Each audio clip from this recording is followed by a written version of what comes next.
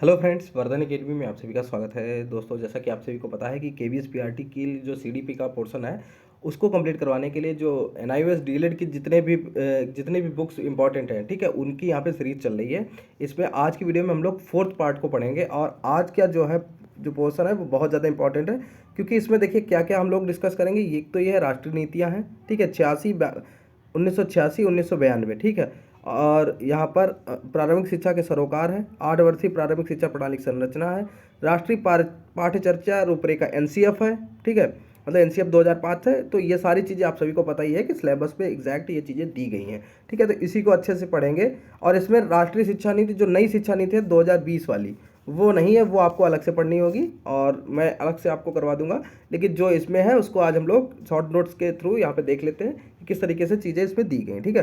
तो चलिए आज की वीडियो स्टार्ट करते हैं। वीडियो के लास्ट में आप लोग रिस्पॉन्स जरूर दीजिएगा कि कैसी वीडियो रही, और कोई सजेशन देना तो वो भी आप लोग दे सकते हैं, ठीक है। चलिए आज की वीडियो स्टार्ट करते हैं। सबसे पहले देखते हैं राष्ट्रीय शिक्षा नीतियाँ, NPE, national policy on education, ठीक है।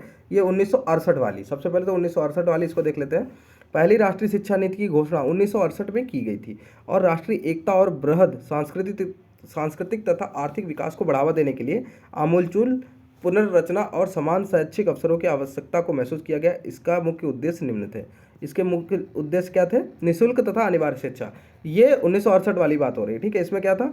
14 वर्ष तक की आयु के सभी बच्चों के लिए निःशुल्क तथा अनिवार्य शिक्षा प्रदान करने के लिए गंभीर प्रयास करना, विद्यालयों से विद्यालय विद्यमान अपव्यय तथा गतिरोध, ठीक, को कम करना और यह सुनिश्चित करना कि प्रत्येक बालक जो विद्यालय में प्रवेश पाता है निर्धारित पाठ्यक्रम को सफलतापूर्वक पूर्ण करता है, ठीक है। एक तो ये हो गया। दूसरा है अध्यापकों की स्थिति और पारिश्रमिक तथा शिक्षा।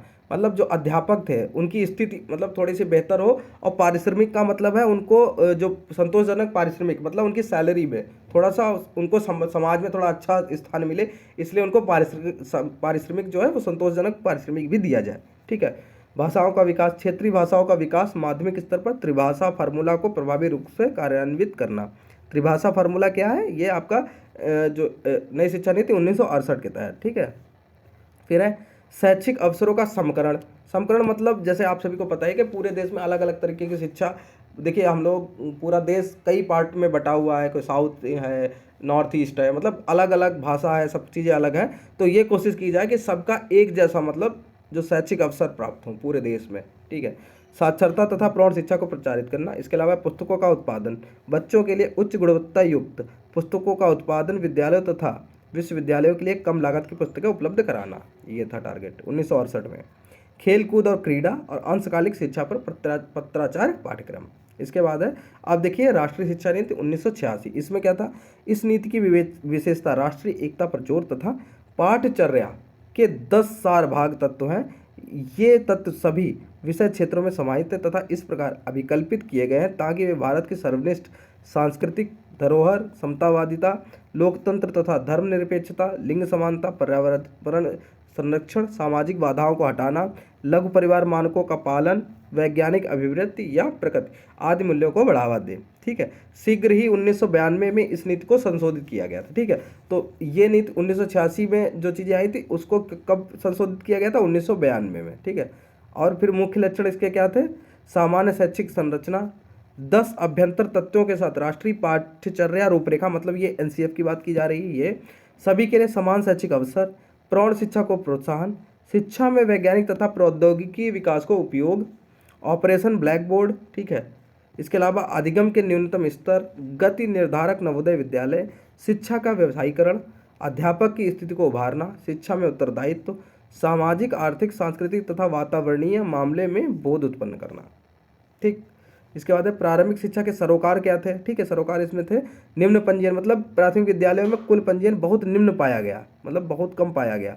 अधिकांश बच्चे विद्यालय से अधिक दूर बच्चों का विद्यालय से अधिक दूरी या भौतिक सुविधाओं के अभाव में विद्यालय नहीं जाते थे, ठीक है। तो एक तो कारण था कि निम्न पंजीयन होता था, इसका कारण क्या था? ये सब चीज़ें। बीच में विद्यालय को छोड़ने वाले विद्यार्थियों की ऊंची दर, मतलब ड्रॉप आउट बहुत ज़्यादा होते थे।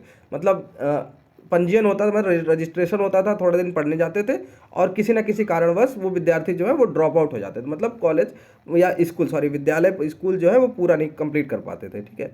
कम योग्य या अप्रशिक्षित अध्यापकों के कारण गांव में रहने वाले बच्चे गुणवत्ता शिक्षा से वंचित रह जाते हैं। ठीक है, ये सारे कारण थे। शिक्षण की गुणवत्ता निम्न स्तर की होने से सफल विद्यार्थियों की गुणवत्ता असंतोषजनक होती है। ठीक है, फिर है पूर्व माध्यमिक तथा प्रारंभिक विद्यालयों में नेतृत्व तथा पर्यवेक्षण को मजबूत बनाने की आवश्यकता है। वर्तमान परीक्षा प्रणाली को सतत व व्यापक परीक्षा प्रणाली से बदलना। फिर असमानता, लैंगिक विषमता, शहरी ग्रामीण विषमता, क्षेत्रीय विषमता आदि ये सारी दिक्कतें थी उस समय। सूचना संचार प्रौद्योगिकी के प्रति सकारात्मक मनोवृत्ति का निर्माण। ठीक, अब है 8 वर्षीय प्रारंभिक शिक्षा प्रणाली की संरचना। 8 वर्षीय, इसमें क्या था, ऐसा सोचा गया कि देश के सभी भागों में मोटे तौर पर एक जैसी शैक्षिक संरचना बनाना लाभदायक होगा। शिक्षा की राष्ट्रीय प्रणाली के अंतर्गत जैसा कि कोठारी आयोग ने प्रस्तावित किया था 10+2+3 प्रारूप के आधार पर, 10 मतलब 1 से 10 तक, ठीक है, फिर 2 साल का 11-12 और 3 साल का ग्रेजुएशन। ठीक है, प्रारूप के आधार पर विद्यालय शिक्षा की इस समान संरचना को सारे देश में अपना लिया गया। हालांकि राज्यों के अंदर कुछ बातों के संदर्भ में विभिन्नताएं भी हैं। क्या क्या है? भारत में विद्यालय शिक्षा प्रणाली की संरचना किस तरीके से, पूर्व प्राथमिक नर्सरी में ये LKG UKG अवधि क्या होगी 2 वर्ष के लिए, आयु 3 से 6 वर्ष। फिर है निम्न प्राथमिक, इसमें 1 से 5 तक, अवधि क्या होगी 5 वर्ष, आयु, ठीक है 5 वर्ष, 1 से 5 है तो 5 वर्ष की ये हो गया। ठीक है, अवधि, आयु कितनी 6 से 11 वर्ष तक के बच्चे। फिर है उच्च प्राथमिक आ गया इसमें 6 से 8, 3 वर्ष की अवधि, और आयु 11 से 14 वर्ष। ठीक है, माध्यमिक में 9 और 10, अवधि 2 वर्ष और 14 से 16 वर्ष। वरिष्ठ माध्यमिक में 11-12, अवधि 2 वर्ष और आयु 16 से 18 वर्ष। ठीक, ये हो गया। फिर अब देखिए पूर्व प्राथमिक में क्या है, प्राथमिक शिक्षा बच्चे के अधिगम का आधार निर्मित करती है। इसे नर्सरी, LKG UKG में विभाजित किया गया है। इस अवस्था में बच्चों को औपचारिक विद्यालय जीवन से परिचित कराया जाता है तथा लेखन और पठन कौशलों का विकास करने का प्रयास किया जाता है। ठीक है, देखते हैं निम्न प्राथमिक स्तर पर शिक्षा का माध्यम मातृभाषा होती है, जो कि हिंदी अथवा कोई अन्य क्षेत्रीय भाषा होगी। राष्ट्रीय पाठचर्या रूपरेखा NCF नेशनल करिकुलम फ्रेमवर्क, इसका फुल फॉर्म है। ठीक है, NCF 2005, ये NCF का फुल फॉर्म यहाँ पर लिखा। राष्ट्रीय पाठचर्या रूपरेखा 2005 में एक राष्ट्रीय शिक्षा प्रणाली का विकास करने के साधन के रूप में राष्ट्रीय पाठचर्या रूपरेखा को प्रस्तावित किया गया है। ठीक, राष्ट्रीय पाठचर्या रूपरेखा NCF की कल्पना शिक्षा प्रणाली को आधुनिक बनाने की दृष्टि से की गई है।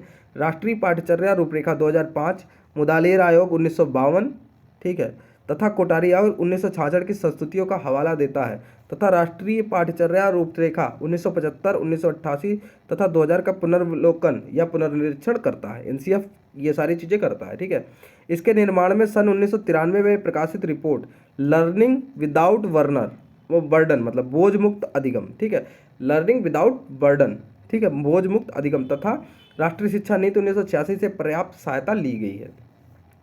इन नीतियों तथा यशपाल समिति की अनुशंसाओं पर विचार करने के पश्चात एक नए संशोधित राष्ट्रीय पाठचर्या रूपरेखा की 2005 में रचना की गई है, जो पूरे देश में आजकल लागू किया जा रहा है। ठीक, अब है संशोधित राष्ट्रीय पाठचर्या रूपरेखा के प्रमुख लक्षण। जो संशोधित NCF था उसके लक्षण। निर्देशक सिद्धांत, राष्ट्रीय पाठचर्या रूपरेखा 4 निर्देशक सिद्धांतों पर आधारित है। पहला है विद्यालय के बाहर के ज्ञान को संबद्ध करना, मतलब ये नहीं है कि सिर्फ किताबी ज्ञान दे, बाहर का जो समाज में या वातावरण चारों तरफ जो चीज़ें हैं उनको भी समझाने का यहाँ पे कोशिश करना। सुनिश्चित करना कि अध्येता रटंत विधियों से दूर रहे। अध्येता मतलब जो शिक्षार्थी है वो रटने पे कम जोर दे, चीज़ों को समझने की कोशिश करे, मतलब उस तरीके से, या फिर अपने आसपास के माहौल से चीज़ों को समझने की कोशिश करे। ठीक है, तो रटंत विधियों से दूर रहे। फिर है पाठचर्या को इस प्रकार संवर्धित करना कि यह पाठ्य पुस्तकों से आगे जा सके। ठीक है, परीक्षाओं को अधिक लचीला बनाना। फिर है राष्ट्रीय पाठचर्या रूपरेखा इस बोध की आलोचना करती है कि बालक ज्ञान का एक निष्क्रिय ग्राहक या ग्राही है। ठीक है, इसके विपरीत इस बात पर बल देती है कि बच्चे को ज्ञान के सृजन में एक क्रियाशील प्रतिभागी बनाया जा सकता है। अधिगम, क्रियाशीलता, क्रियाकलाप तथा अनुभव इस प्रकार अभिकल्पित करने होंगे कि बच्चे पाठ्य पुस्तकों के अतिरिक्त वेबसाइटों से, अपने अनुभवों से, घर से, समुदाय से, लाइब्रेरी से ज्ञान की खोज करें। ठीक, और यहाँ पे ये लिखा है, यहाँ आगे देखते हैं। राष्ट्रीय पाठचर्या रूपरेखा में भाषाओं मतलब त्रिभाषा सूत्र, गणित, प्राकृतिक विज्ञान को सीखने संबंधी महत्वपूर्ण परिवर्तित सुझाव दिए गए हैं। ठीक है, भाषा अधिगम का मूल मंत्र है, ये कहा गया है। ठीक है, भाषा जो है वो अधिगम का क्या है, मूल मंत्र। अधिगम मतलब लर्निंग।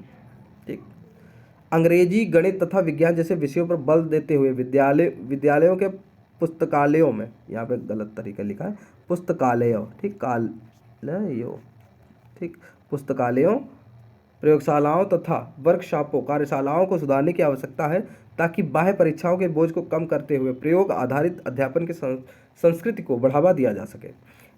इसमें सामग्री की बहुलता, अध्यापक स्वायत्तता की आवश्यकता तथा व्यावसायिक स्वतंत्रता की आवश्यकता पर बल दिया गया है। ठीक है, फिर है विवेचनात्मक अध्यापन।